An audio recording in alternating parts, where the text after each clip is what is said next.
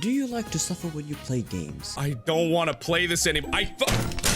Are you a masochist? Maybe I do like getting in the ass by a game.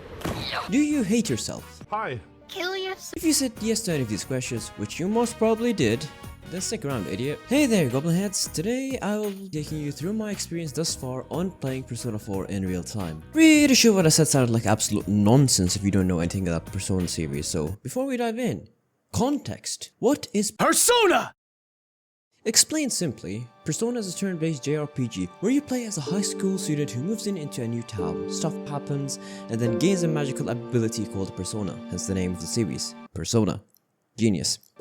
Where you go around defeating monsters called shadows who lurk to kill people and take their life force, or even villains who use said shadows and are planning to destroy the world or rule it, or go on a massive killing spree.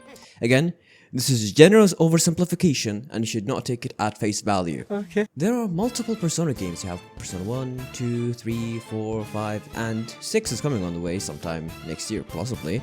And you might be wondering, what's the best order to play Persona games? Well, lore-wise, there is no right order to play Persona games, as each Persona game is not connected to the other games.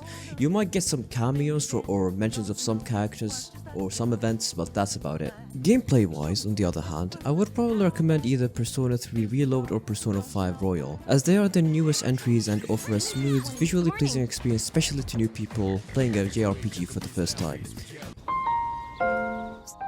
Everyone is waiting to die, all the same. Some just have longer to wait than others. Despite their pretty appearance, visually stunning graphics, and absolutely 10 out of 10 music, Persona games do tackle very heavy themes such as death, mortality, finding meaning in your life, how you spend your time and whom you spend it with, truth and accepting your true self, specifically the ugly parts of yourself. Now, let's talk about the gameplay. One of the key mechanics that makes Persona games distinct from other JRPGs and stand out amongst its peers is the calendar system, where you get to play each day one at a time. You're going to school, hanging out with friends and improving your relationship with them, which helps you to unlock stronger personas and abilities as you play, with social abilities to upgrade such as diligence, expression, understanding of people, and so on, which in turn helps you unlock new quests and stories. Preparing for exams, school club activities, going to dungeons, defeating shadows, or trying to find a serial killer.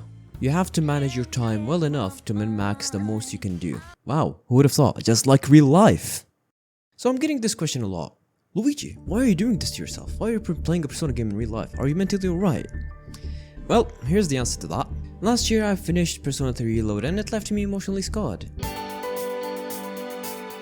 And I got more interested about the Persona series as a whole, listening to the music of games I haven't even played yet, such as Heartbeat, Heartbreak, Signs of Love, and the famous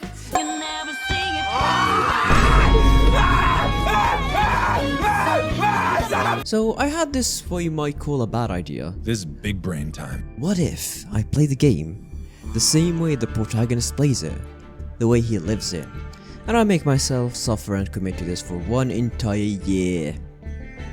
Well, another reason was I wanted to start content creation, but I haven't really thought about the content I wanted to make and always put it aside, because I always procrastinate on stuff. So I thought maybe this would be a good idea for me to commit to YouTube and start uploading stuff, even if it was cringy, such as the thing I'm doing right now. Well, here we are, almost a third of the way finishing the game.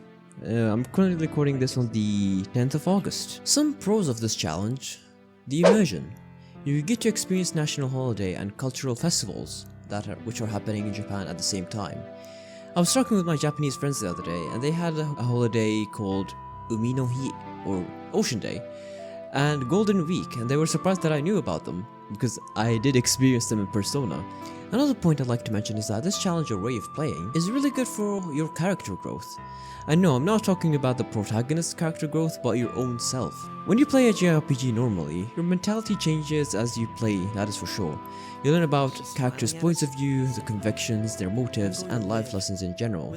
However, when you play it in real time, day by day, the choices you make every single day feel more real. It gives you time to ponder about the choices you make, trying to min-max every single social status, every social link by yourself.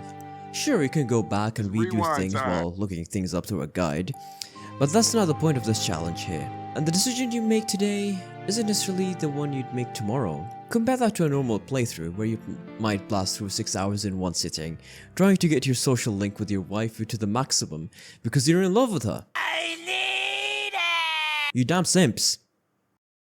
The choices in that session are all made by the same version of you in the same mental headspace.